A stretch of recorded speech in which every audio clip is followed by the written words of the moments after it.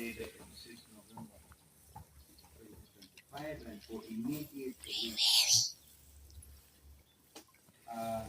As United Opposition, it's a statement by United Opposition on the rigging of the November 27th, 2025 elections.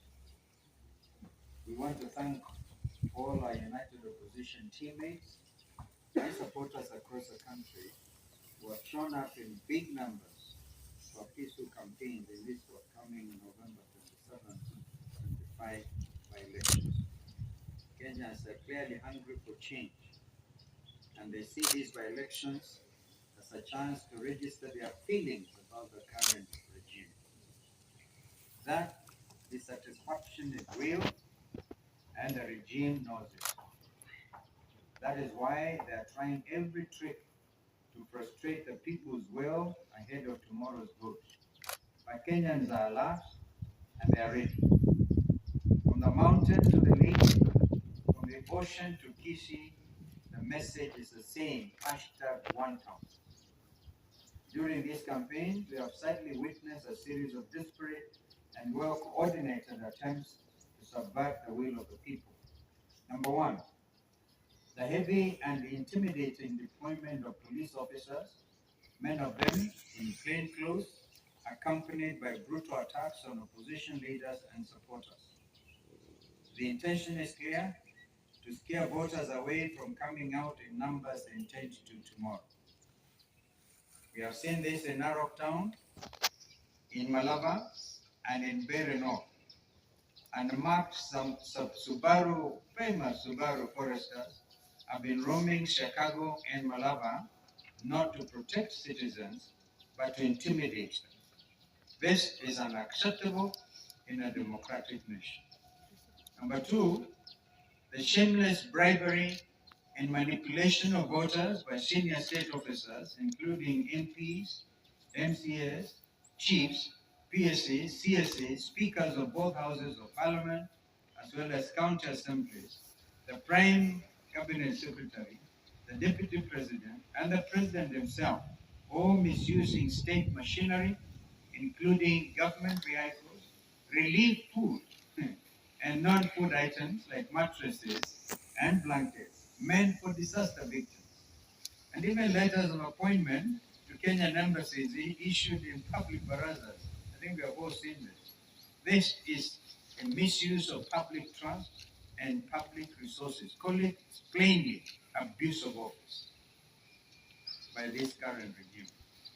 Number three, we have credible information that the serialization of 820 printed ballots, that's very important, 820,000 printed ballots was not done correctly and not properly inspected. This has created a dangerous loophole for ballot stuffing through extra or unaccounted for ballots.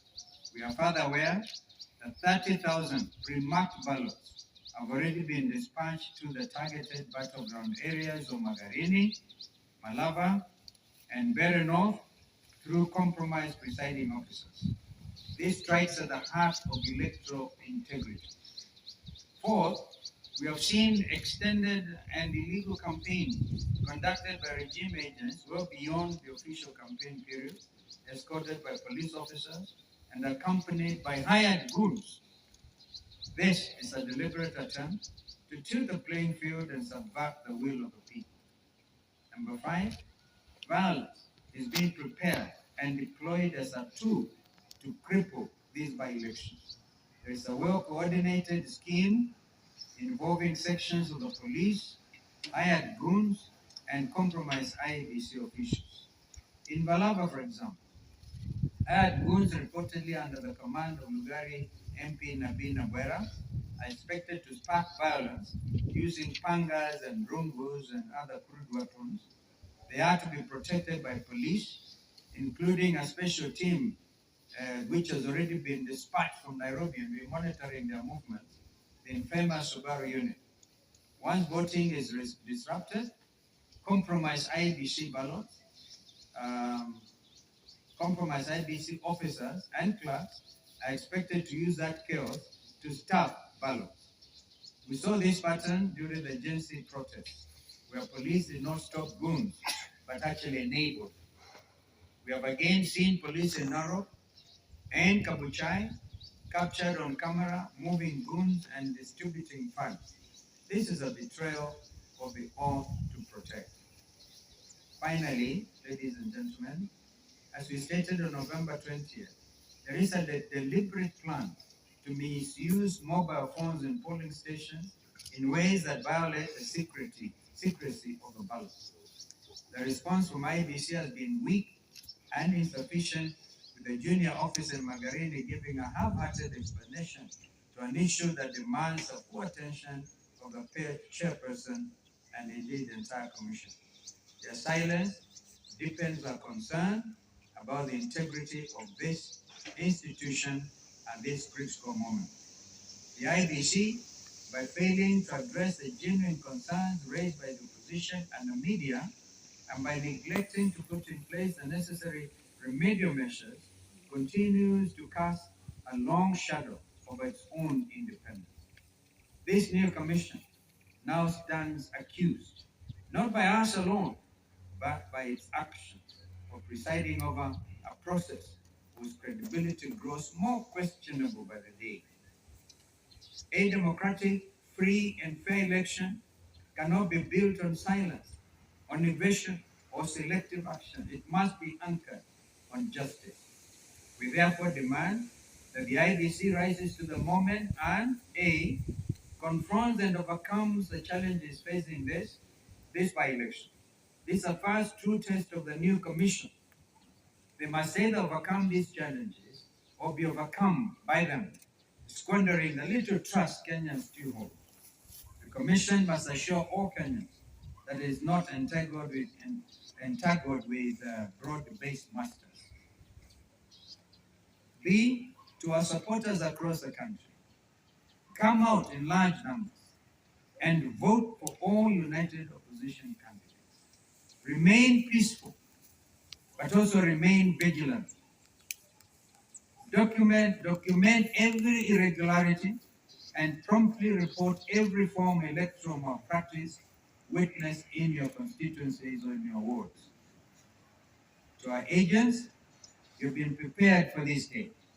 Confirm that all ballot boxes are empty before voting begins. And check even any possibility of open windows that things could have been brought in and switched. Do not abandon your station until polling is fully concluded.